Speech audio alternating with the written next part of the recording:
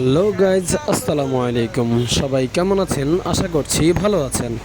তো আমার ফার্স্ট ব্লগে দেখেছেন যে আমরা মহামায়া লেকে ঘুরতে গিয়েছিলাম। সেখান থেকে বের হয়ে আমরা নাপিতাছড়ার উদ্দেশ্যে রওনা দিয়েছিলাম। যেহেতু এই স্পটগুলো হচ্ছে মোটামুটি কাছাকাছি, এই কারণে আমরা একদিনে দুইটা ট্যুর আমরা কমপ্লিট করতে পেরেছি, এক মহামায়া লেক আর দ্বিতীয়ত নাপিতাছড়া ঝর্ণা। তো বাস থেকে নেমে আমরা এই রাস্তার মাথা থেকে একটা সিএনজি নেই। সিএনজি নিয়ে যতটুকু সম্ভব ছিল, মানে রেলগেট পর্যন্ত আমরা সিএনজি করে চলে আসি। রেলগেট ক্রস করে আমাদেরকে প্রায় 2 কিলোমিটার হাঁটতে হয়েছে। এই গ্রামের সুন্দর আঁকাবাঁকা রাস্তা দিয়ে আমাদের টিমমেটরা হেঁটে যাচ্ছে সামনের দিকে। সেদিন যে পরিমাণ গরম পড়েছিল, আমরা সবাই হাঁটতে হাঁটতে কাইল হয়ে যাই। তো গাছতলায় যে ছায়া আছে, ছায়া আমরা কিছুক্ষণ দাঁড়ানোর পরে আবার টিমমেটদেরকে সাথে নিয়ে আবারও হাঁটা শুরু করি। গন্তব্য একটাই, নাপিতাছড়া ঝর্ণা। আর আমরা হাঁটতে হাঁটতে পৌঁছে যাই এই স্বাগতম গেটে। এখানেও সেম, আপনাকে টিকিট কেটে প্রবেশ করতে হবে। ডান পাশে যে টিনের ঘরটা আছে সেখানে টিকিট বিক্রি করে পার পার্সন 20 টাকা করে 5 বছরের উপরে, আর 5 বছরের নিচে হলে একদম ফ্রি। ওইদিকে নিরুকাকা আমাদের জন্য টিকিট সংগ্রহ করতেছে। টিকিট সংগ্রহ শেষে আমরা এই গেট দিয়ে প্রবেশ করি। তো টিকিট কাটা শেষ, আমরা গেট দিয়ে প্রবেশ করে আবারও হাঁটার পালা।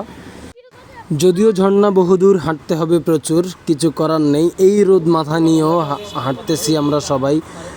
মাঝে মধ্যে তো পায়ের অবস্থা এমন হয়েছিল, মনে হচ্ছিল যে পা মনে হয় জ্বলে যাবে। এই পাথরগুলা রোদে এত গরম ছিল, তাই তো একটু পানির স্পর্শ নেওয়ার জন্য এই ঝিরিতে নেমে যাই।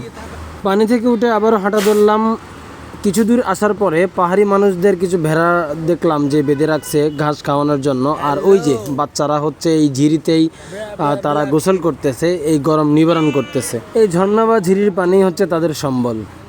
এই পুরো রাস্তায় আমার কাছে এই জায়গাটা খুব ভালো লাগছে। যেমন হচ্ছে আপনার ছায়া আছে, তেমন ঝিরি পানির উপর দিয়ে সবাই হেঁটে যাচ্ছে। আমার কাছে এই জায়গাটা জোশ লাগছে। আর ওই দিকে পানিতে পাহাড়ি যারা আছে তারা গোসল করতেছে বা তাদের প্রয়োজনীয় যে কাজ আছে সেটা সেরে নিচ্ছে।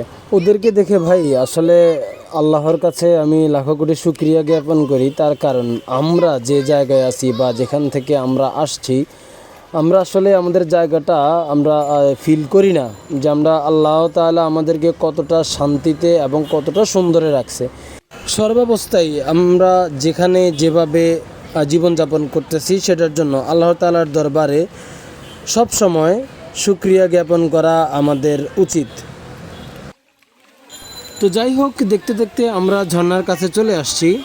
বিগত 10-12 দিনের রৌদ্রের কারণে সব জায়গার পানি শুকিয়ে গিয়েছে। আমরা এখানে যেটা আশা করেছিলাম সেই পরিমাণ না পেলেও মহামায়া ঝর্ণা থেকে বেটার পেয়েছি এখানে এসেই সবাই সবার মতো করে ঘুরছে ফিরছে। কেউ হচ্ছে পানিতে নেমেছে, ঝাঁপ দিচ্ছে।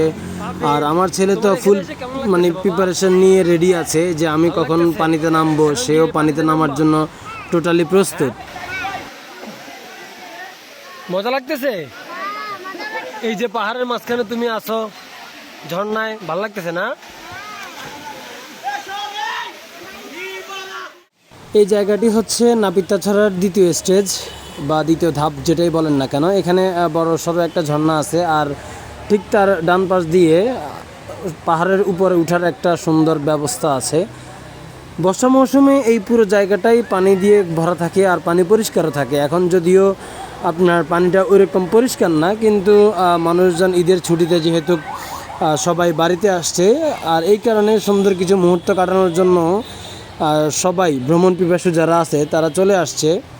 ভাই, পাহাড়, ঝর্ণা, এই জিনিসগুলা কেউ অপছন্দ করে এরকম লোক আপনি হাতে গোনা হয়তো 1-2 জন পেলেও পেতে পারেন। ম্যাক্সিমাম মানুষই পাহাড় ভালোবাসেন, ঝর্ণা ভালোবাসেন, সবুজ ভালোবাসেন। আর এই ভালোবাসার টানেই দূর দূরান্ত থেকে ছুটে আসেন এই প্রকৃতি উপভোগ করার জন্য।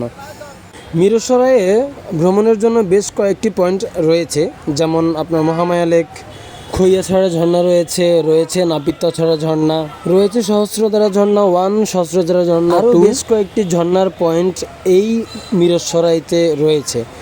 তো মিরসরাইয়ের আশেপাশে যারা আছেন বা আশেপাশের জেলায় যারা আছেন, তারা খুব সহজেই হচ্ছে N1 ব্যবহার করে এই পয়েন্টগুলোতে আপনার ছুটির দিন বলেন বা হচ্ছে ঘুরতে আসতে পারেন। একদিনের সফরে সেক্ষেত্রে আপনি একদিনে 2টা পয়েন্ট আপনি ঘুরে যেতে পারবেন।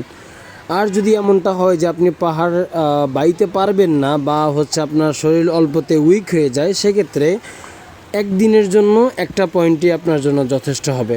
যেহেতু আমার ছেলে ছোট, তাই তাকে হাতছাড়া করি নাই। তো তাকে অনেকক্ষণ সময় দিয়েছি, সময় দিয়ে আমরা গোসল টোসল সেরে আবারও রওনা দিয়ে দিয়েছি বাড়ির পথে। যেতে যেতে আপনাদের সাথে খরচের হিসাবটা শেয়ার করা যাক। আমরা সেনবাগ রাস্তার মাথা থেকে মহামায়া লেকের গেটে এসে নেমেছি। সেখানে আমাদের পার পার্সন 200 টাকা করে টিকিট লেগেছে। মহামায়ার মূল গেট থেকে নাপিতাছড়া ঝর্ণার রেল গেট পর্যন্ত আমরা সিএনজি রিজার্ভ করেছি, পার সিএনজি 400 টাকা, মানে আমাদের পার পার্সন আরও 100 টাকা করে লেগেছে। এখানে যদি বাসে সরাসরি আসা যায় সেক্ষেত্রে হয়তো আমাদের ওই জায়গা থেকে নাপিতাছড়া ঝর্ণার গেট পর্যন্ত আমাদের 250 থেকে 300 টাকার মতো লাগতো। তো যাই হোক, এরপরে এন্ট্রি ফি আছে 20 টাকা করে পার পার্সন।